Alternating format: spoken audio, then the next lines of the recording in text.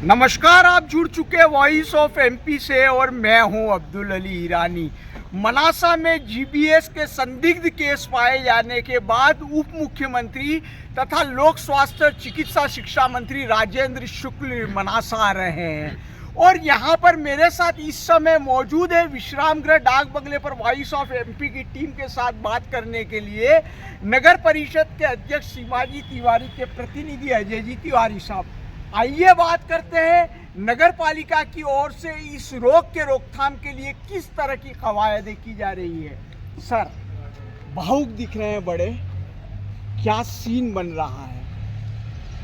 नगर पंचायत ने अपनी तरफ से सारी व्यवस्थाएं की। इंदौर की घटना के पहले भी हम इस बारे में सतर्क थे। 27 नवंबर को हम अपना पानी का टेस्टिंग करवा चुके थे। 2 दिसंबर को उसकी रिपोर्ट सारी पॉजिटिव थी। इंदौर की घटना के बाद हमने पुनः पानी का टेस्टिंग कराया, जहाँ से हमारी सप्लाई होती है उसका टेस्टिंग कराया। वार्ड वाइज सभी वार्डों से लगभग सैंपल लिए और सभी की रिपोर्ट ओके, सभी पानी के सैंपल हमारे ओके हुए। सफाई व्यवस्था में भी हमने चाक चौबंद की है, उसको व्यवस्था को ठीक किया। हमने खुद ने सारी चीज़ों को मॉनिटर किया, लेकिन उसके बावजूद भी लगातार केस बढ़ते जा रहे हैं। और सबसे बड़ा दुख ये है कि बच्चों में, क्योंकि उनकी चिकित्सा की, उनके उपचार की व्यवस्था है हमारे पास यहाँ नहीं है, तो हम इस मामले में अपने आप को असहाय महसूस कर रहे थे। हमने अपनी तरफ से हम जितने प्रिकॉशन रख सकते थे, हमने क्लोरीन की गोलियाँ भी बटवाई, हमने घर घर सर्वे करवाया, लेकिन कुछ समय के लिए ठहराव जरूर आया। लेकिन कल रात से वापस 2 से 3 पेशेंट और ज़्यादातर बच्चे हैं। ये कहीं ना कहीं बहुत पीड़ा का कारण है। सर, अभी तक लगभग कितने केस आ चुके हैं? और आपने जैसा कि कहा क्लोरीन की गोलियों के अलावा जो राजनीतिक प्रशासनिक अमला है या कहें कि नगर परिषद का अमला है, वो किस तरह से काम कर रहा है नगर पंचायत? स्वास्थ्य विभाग के साथ समन्वय करके प्रशासनिक अमला, माननीय कलेक्टर जी, सभी कलेक्टर साहब, कमिश्नर साहब, सभी लोग लगभग मनासा में कैंप कर रहे हैं। लगातार उनकी आमद है। हमारे विभाग का एक आदमी स्वास्थ्य विभाग के साथ जुड़ के काम कर रहा है। घर घर स्वास्थ्य विभाग की सर्वे टीम के साथ हमारे कर्मचारी सर्वे कर रहे हैं, क्योंकि प्राइमरी सिम्टम्स जो होते हैं वो सर्दी जुकाम के वायरल इन्फेक्शन के होते हैं। वायरल इन्फेक्शन इस समय में एक सामान्य प्रक्रिया है, लेकिन उसके बाद पेट में दर्द होना और जब उनके पैरों पर उसका इन्फेक्शन शुरू होता है, उसकी शुरुआत पैरों से होती है और हाथों से होती है। चूँकि ये दुर्लभ बीमारी है, रेयर बीमारी है, तो प्राइमरी लेवल पे डायग्नोस होना भी क्योंकि जिन बस्तियों में ये शुरू हुआ है, क्योंकि दुर्भाग्य है, यह स्वीकार करने में भी परहेज नहीं है कि जब आपदा बढ़ी तब जाके पता चला कि ये परेशानी खड़ी हो रही है। क्योंकि ये बीमारी का समय होता है, सर्दी खांसी को हम बहुत सामान्य रूप में ले लेते हैं, लेकिन जब बच्चों को ये परेशानी शुरू हुई तो कुछ बच्चे सीधे जो समझदार थे, जिनके परिजन या जिनने डॉक्टर ने उनको सही सजेस्ट किया, तो वो लोग इंदौर गए, कुछ लोग अहमदाबाद पहुँचे। और अभी तक जो 11 केस आए थे, जिसमें से दुर्भाग्य से 2 की मौत हो चुकी थी और जो 9 केस थे उनमें से 8 केस रिकवर भी कर गए जी। 8 केस में रिकवरी हो गई। सिर्फ एक बच्चा जो जयपुर एडमिट है, वो बच्चा अभी स्थिर है, लेकिन उसका भी डिक्लाइन रुका है।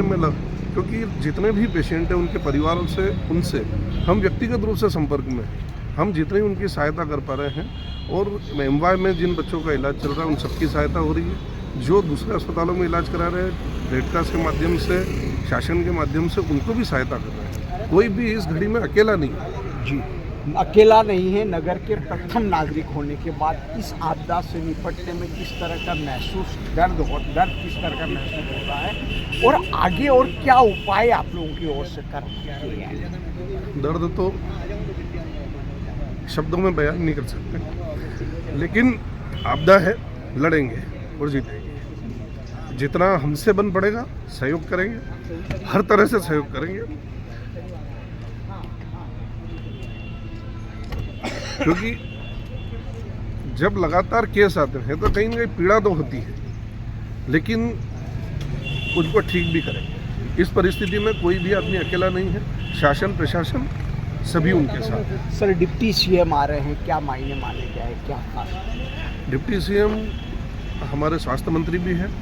हमारी जो अपेक्षाएं हैं, हम जो चाह रहे हैं, क्योंकि जांच से लेके सारी सुविधाएं तो एक साथ अचानक होना यहाँ संभव नहीं है, क्योंकि रेयर केस है। रेयर केस में ये दिक्कत होती है, लेकिन हम कोशिश करेंगे कि जो इसके इंजेक्शन आते हैं, जो इंजेक्शन अभी नीमच जिला चिकित्सालय में उपलब्ध हो गए हैं, क्योंकि बीमारी की जब शुरुआत होती है, बीमारी जब चलना शुरू होती है, अगर वो इंजेक्शन लग जाए तो उसका पेशेंट का डिक्लाइन होना रुक जाता है, जो वायरस का संक्रमण है वो रुक जाता है। तो उसकी सुविधा मनासा चिकित्सालय में शुरू हो जाए, एक वार्ड उसके लिए रिजर्व कर दिया जाए, क्योंकि ये आपदा है।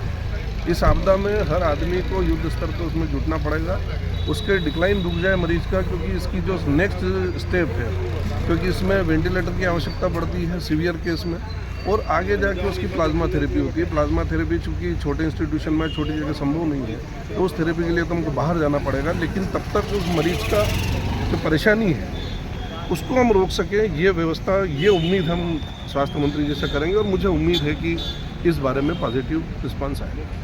शहर के प्रथम नागरिक या यूँ कहें कि नगर के अभिभावक से हमने चर्चा की और वो वॉइस ऑफ एमपी से बातचीत करते करते भावुक भी हो गए।